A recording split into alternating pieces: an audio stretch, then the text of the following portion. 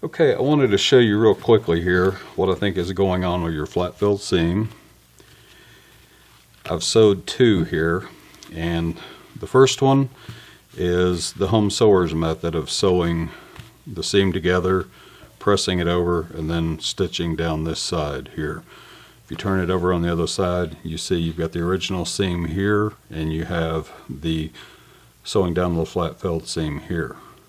Okay. Now, this is the professional method where you pre-fold all the fabric, then you just do 2 straight stitches down the fabric here.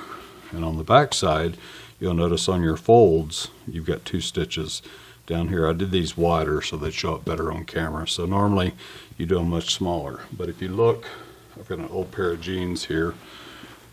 This is the crotch seam on the back side.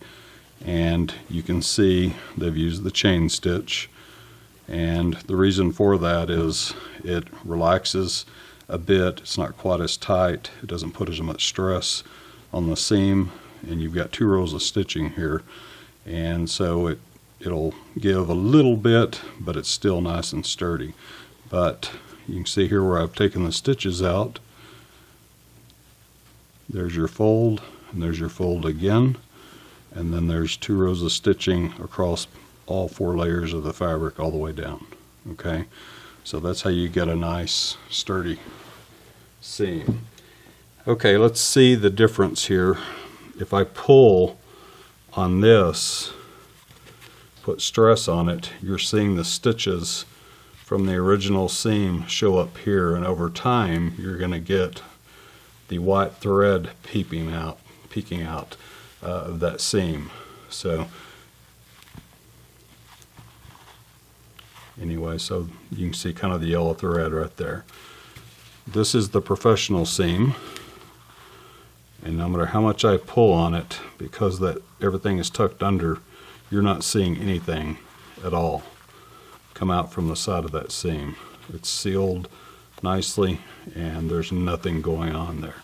So if you pre-fold your fabric, do your interlock, and use a glue stick or use some sort of a basting tape to hold all of this down.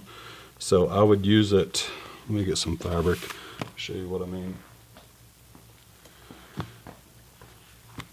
Okay, so you lay your fabric down and you know it's going to be right sides up, so you've got to go back about 1/4 of an inch. I did the other one at 1/2 before I sewed it so it'd show up on camera, but really you only need to go back about 1/4 of an inch.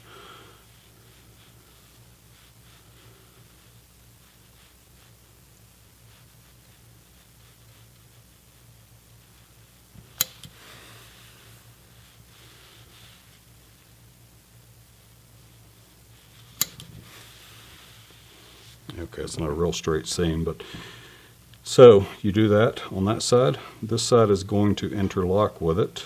So on this side, we want to go up 1/4 of an inch.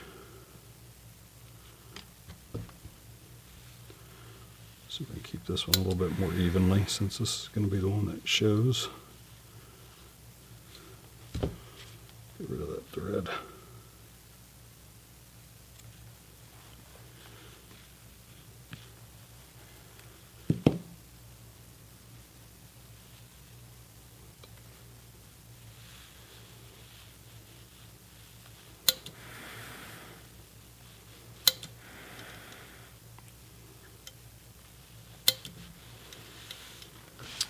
Okay, so a quick press on that.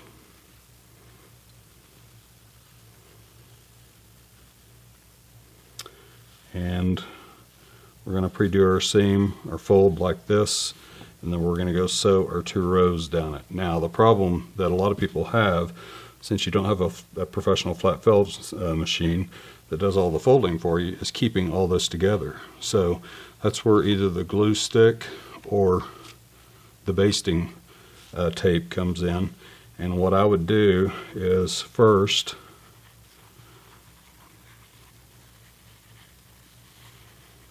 I'd put it along this seam here, and then get this into the fold of this seam, because that's what we're doing, is sealing this seam off. So get it in there, and you want to then take it, and if we were using the tape, would come along here and would lock that seam down, and that would seal the inside seam. So once we've done that, then we can take it and fold it over this way, and everything will stay together.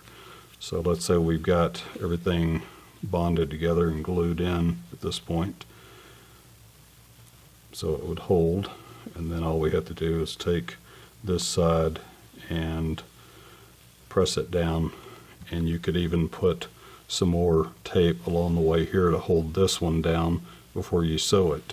So that's the hard thing about doing this, is keeping all this together before you sew it, and that's why the home sewers have gone to what I call the basting method. So they baste their seam together there to keep everything together, fold it under, and then they come down here and stitch along the edge.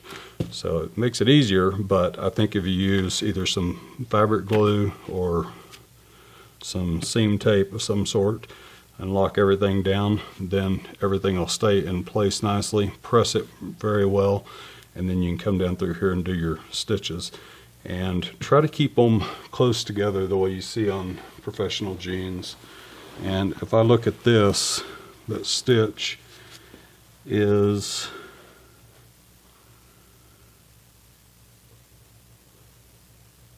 that's 1 centimeter apart on the stitches. So if you look at a twin needle for a sewing machine, I wouldn't use one of those. You can if you want to, but I don't care for the zigzag on the back. But anyway, if you look at those, you'll get an idea of the width of them. So keep them fairly close together the way they do on here. Keep your folds fairly small the way they do. And you can see on this fabric here, that fold is not very wide on either side. So that's about 1 centimeter, maybe, is it 1 or 2? Let me see what I've got here. Yeah, it's just a little bit over 1 centimeter, which is about 1/4 of an inch. So use 1/4 of an inch on each fold, and then do about a,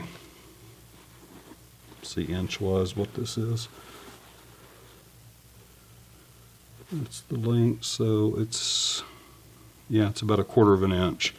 Use 1/4 of an inch fold, 1/4 of an inch seam width. You'll get a much more professional look. So anyway, that's the info on that. So give that a try and see if that doesn't help you out. Maybe do it on some test fabric until you get it down. And I'll just try to buy some scrap denim off a clearance table or something, and cut up a bunch of small pieces and just practice. And you'll be amazed at how, after you practice with this just a little while, do it a few times over and over, you'll get really good at your top stitching, and everything will be really nice. So give that a go and let me know if you have any questions. But I think, again, that's what you're seeing the problem is, because I can see the seam right there, and over time that's going to wear because of the stress on the denim, where again on this one, where both the seams come down and sew in the fold, so it's all 4 layers being sewed. You don't see any of that going on. You can't see anything on the side there. So, okay, hopefully that's helpful. So let me know if you have any questions. Take care.